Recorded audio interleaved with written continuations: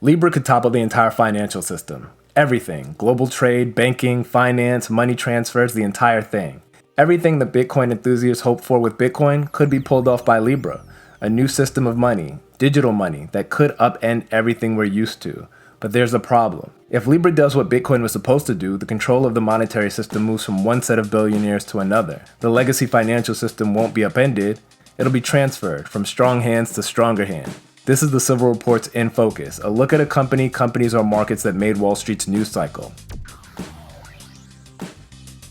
So you're thinking, how could Libra do this? In a series of steps that could take a decade plus to accomplish, but the first part of it is overtaking the dollar. So let's start there. The US dollar is everywhere. Since the establishment of the Bretton Woods Agreement, the US dollar has been the de facto currency of the world.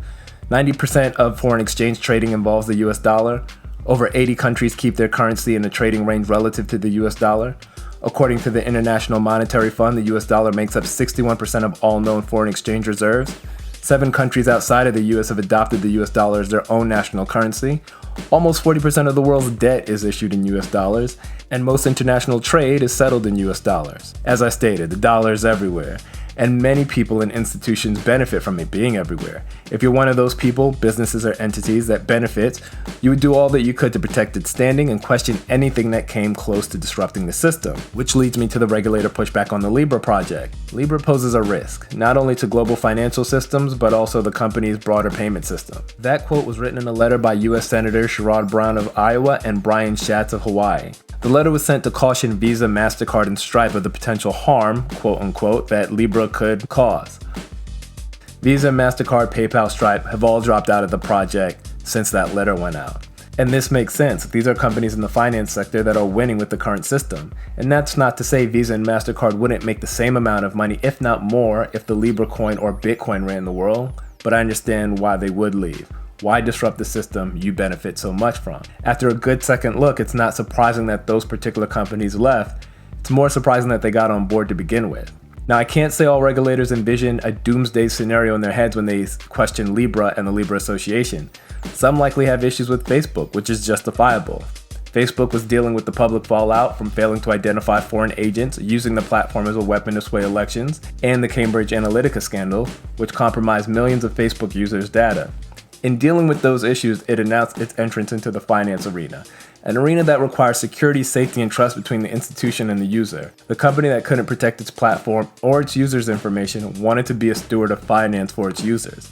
The critics came hard for Facebook and its Libra coin, and rightfully so. But Facebook wisely decided not to go it alone on its Libra coin. It partnered with over 25 different companies like Visa, MasterCard, PayPal, Stripe initially, Uber, Lyft, Spotify, Coinbase, Vodafone, or some of the other names. These companies collectively made up the Libra Association and are to be a non-profit organization headquartered in Geneva that facilitates the creation, implementation, and distribution of the Libra coin. And Facebook developed a separate company named Calibra that would handle its crypto dealings and keep Libra's user data separate from Facebook users' data. By assembling the Libra Association, Facebook found adults to run the show, which was smart considering the issues that the company was dealing with. But some of the adults are now leaving the party early.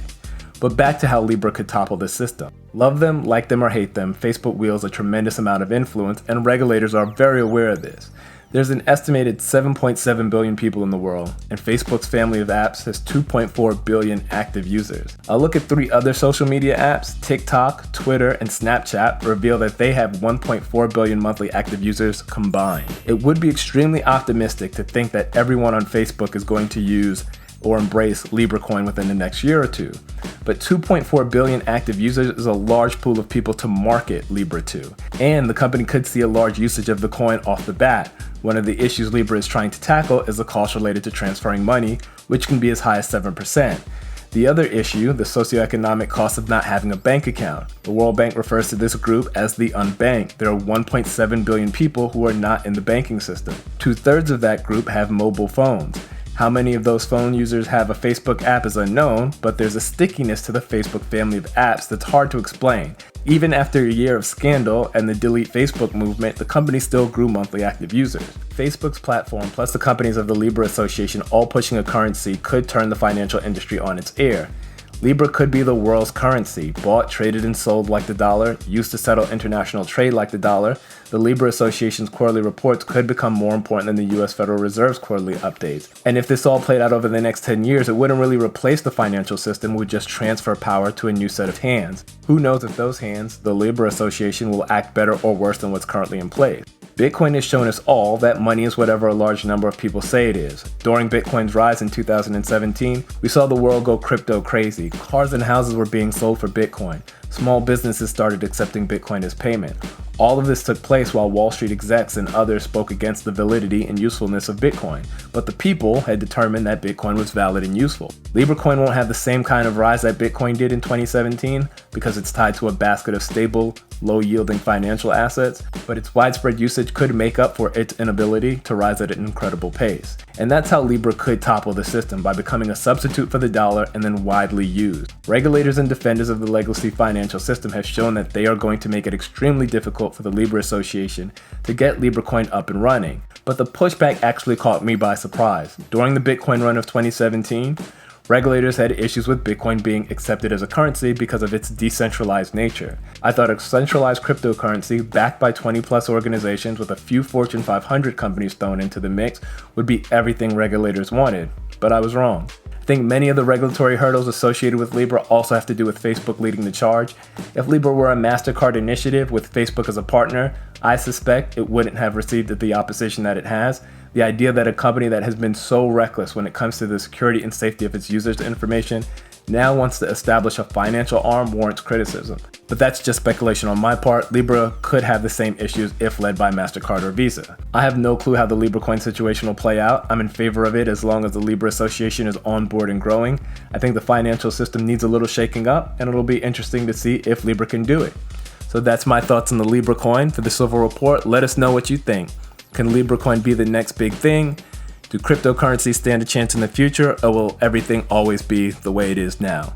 Thanks for watching. This was In Focus by the Silver Report.